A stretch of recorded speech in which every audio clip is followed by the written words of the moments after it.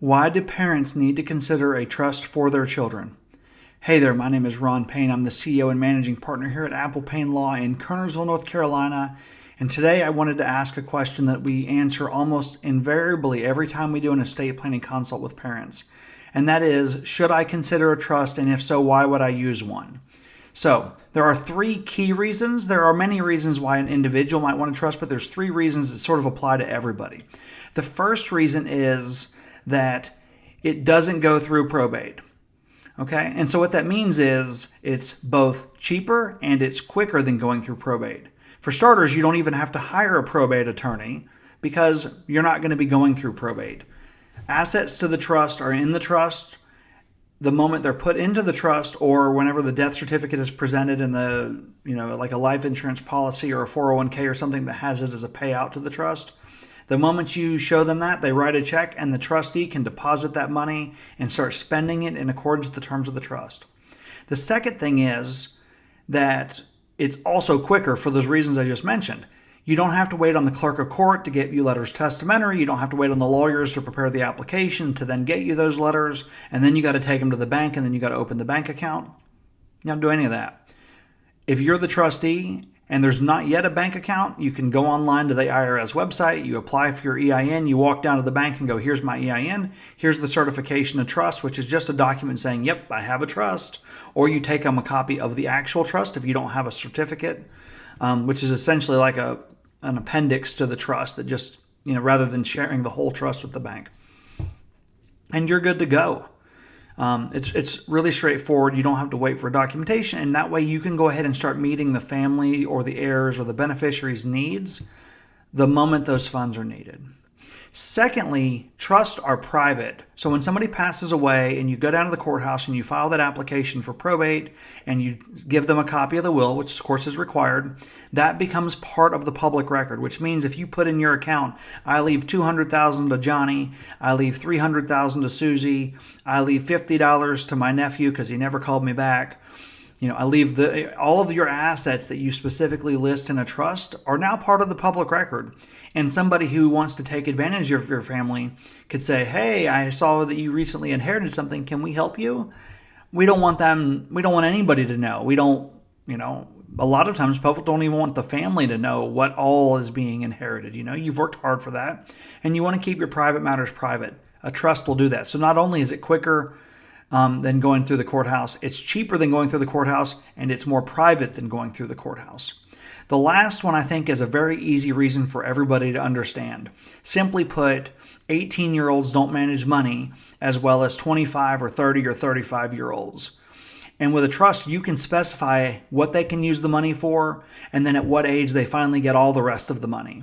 So, for example, a common way that I set up trust and the way that I typically set up my own estate plan is that if something were to happen to my wife and I the day we turn 18, then the kids don't get anything.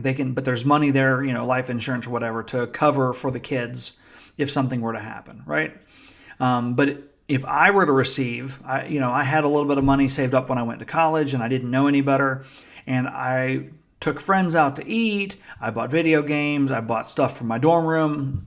Not that it was harmful, not that I spent that much money, but I wish I had saved that money. It would have been so helpful when I graduated college and got that first job, but then I had my first real independent living on your own adult expenses. And I just didn't know what I didn't know. And 4 years later, I wish I had had that money back, right? Well, with a trust, you can say, look, if you need money for school, if you need money for books, the trustee can give that to you. But at the same time, the bigger chunks, the main sum of money is held back until a certain age. You can do a monthly allowance. You can give them a chunk at 25, 30, and 35.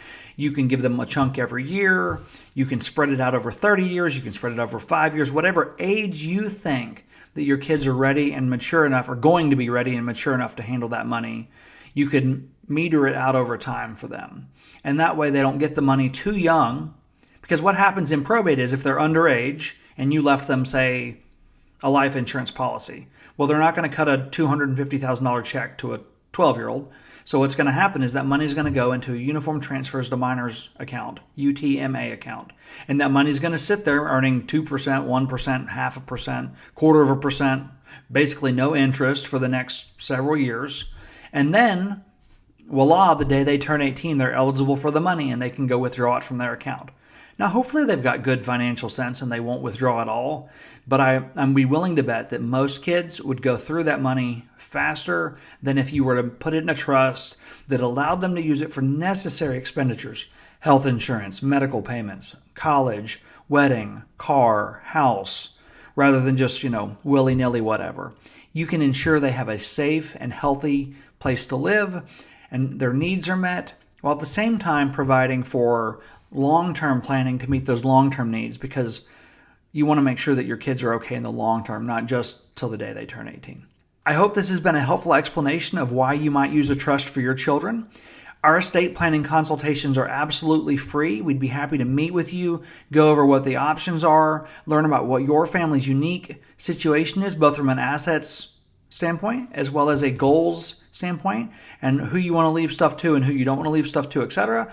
And then we'll come up with the perfect plan for you and for your family to meet those needs.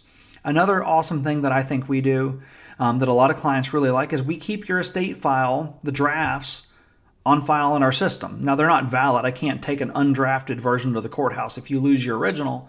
But what that means is if you need to tweak it down the road, we have the originals, can easily do an edit for you at a fraction of the cost of setting up the initial estate plan, because we just need to go in, make the edits, and then have you come in and sign and witness and all those things. So if you'd like to set up a free estate planning consultation with the team here at Apple Payne Law, visit us on the web at applepaynelaw.com. Reach out to us on the phone at 336-281-6928. And I hope this has been helpful. Like and subscribe here on YouTube for more helpful and friendly legal content. Until next time, have a great day.